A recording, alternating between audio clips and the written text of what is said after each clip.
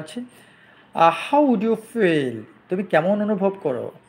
If you establish অথবা established a long time plan for your career.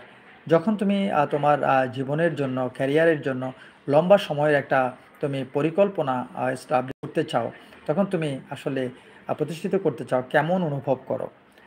And then এবং তখন you you had to abandon it, এবং তুমি যখন সেই জিনিসটা আবার তোমাকে ছাড়তে হয় বা তুমি ছেড়ে দাও, লম্বা সময় ধরে একটা পরিকল্পনা করার পর সেই পরিকল্পনাটা যখন তুমি ছেড়ে দাও, তখন তোমার কাছে কেমন লাগে? কেমন অনুভব হয়?